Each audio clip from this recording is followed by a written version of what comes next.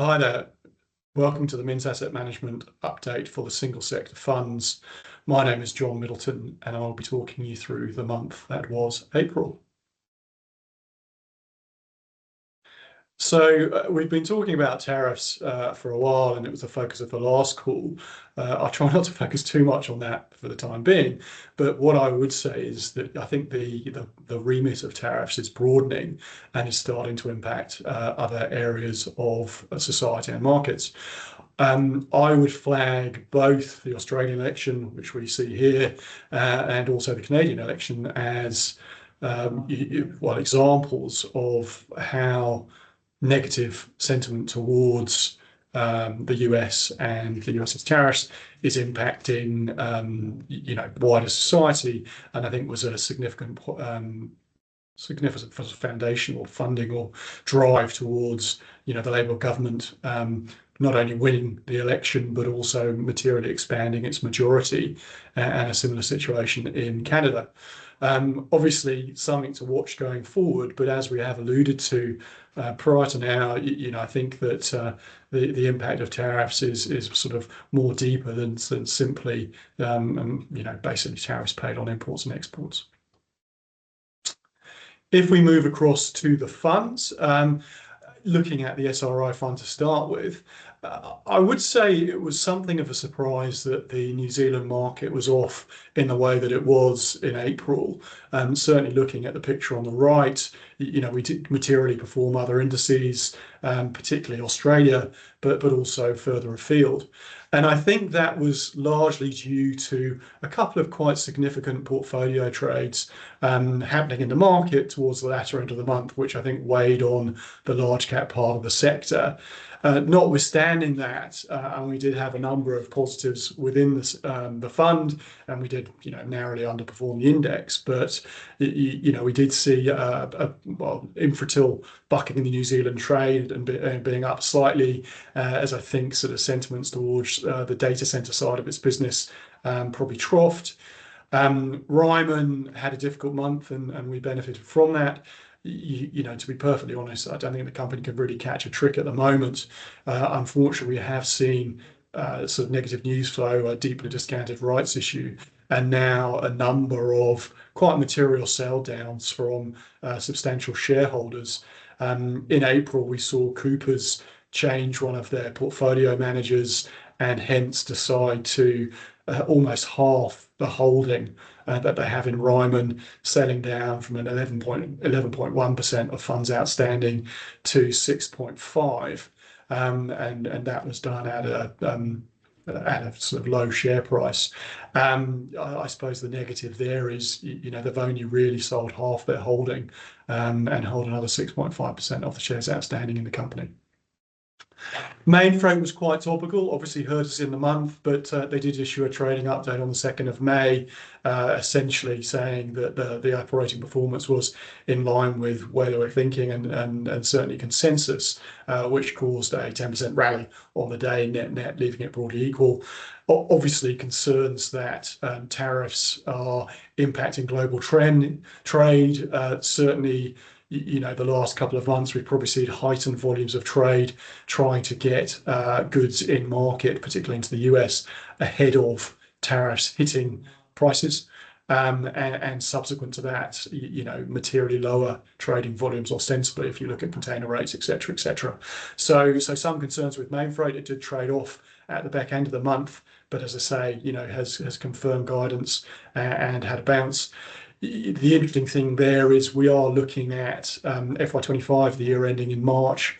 So I still think there's a little bit of downside risk to the FY26 outlook for Mainfreight, but we'll need to wait till the end of the month to see exactly how that is panning out for them.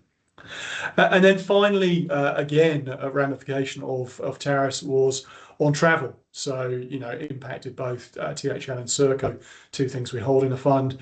Clearly there are concerns that Both fewer people are likely to travel to the US in the current environment. And obviously for THR, getting parts into the US is going to cost them more than would have been the case prior to tariffs being installed. So, both were knocked a little bit, and certainly tourism holdings earnings have been impacted. Serco is a slightly interesting one. I do think part of the negative or ostensibly negative traffic data in April is relating to the timing of Easter. And will potentially wash through and be less negative than it might appear at first value.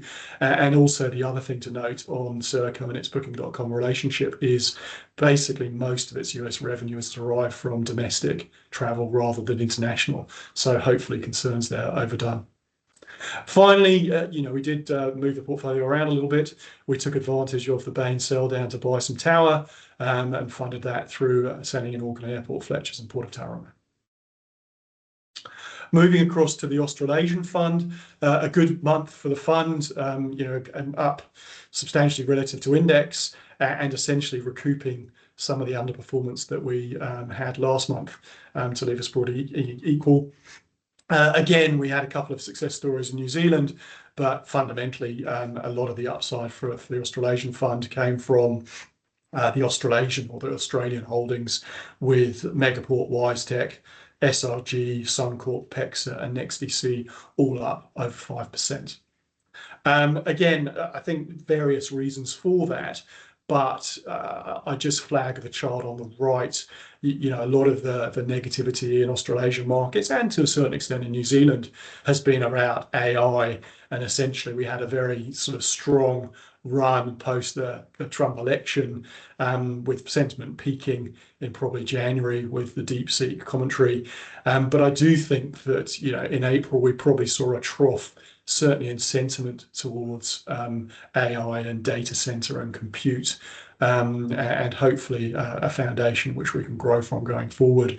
Again, I think we've spoken about this before in the past, but yes, there have been the likes of Microsoft cutting capacity, but with NextDC and a few others, we are starting to see renewed contract wins, which I think supports the sector and the longer term viability of sort of the data center AI trend and thematic. Looking elsewhere, obviously that helped Megaport.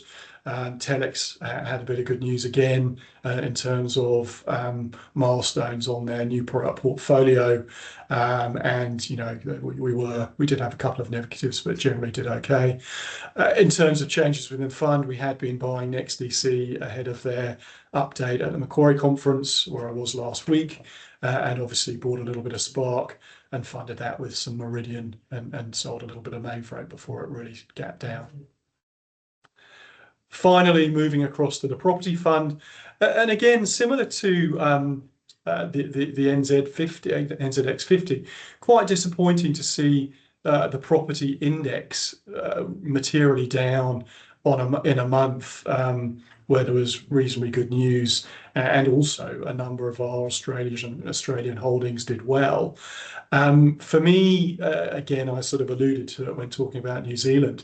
We did have a significant portfolio trade in the last week of the month with a major domestic fund, I think, moving money out of NZ only into an Australasian benchmark, causing a significant amount of selling in particularly the larger cap New Zealand names. And I think this chart highlights it quite well. All the bigger liquid property names were basically off a reasonable amount, and the smaller, less liquid names didn't really move much. And for me, that was sort of, drove the sort of little bit of underperformance that we had, but certainly weighed on the index in general. As I said, we did get some positive news within the month. Certainly Goodman Group and its exposure to data centers benefited from what looks to be the trough. Charter Hall is a solid stock, and again, one of the messages coming out of Australia is that I think international interest in Australian property is increasing, which I think is good news for both Australia and New Zealand. But as you'll see from the bottom negative end of the ledger, we did have some issues in the small cap side of New Zealand market, which basically held up better than the large cap side, which weighed on the fund to a certain extent. Again, we didn't sit on our hands. We did take advantage of share price weakness where we saw opportunity and bought some Goodman Group, or Goodman Property Trust, and also sort of sold a little bit of Precinct and KPG to fund that. Anyway, I hope that was of interest. As usual, if you do have any questions, please drop us a line at info@mintasset.co.nz. We appreciate your support and look forward to talking to you in a couple of weeks' time.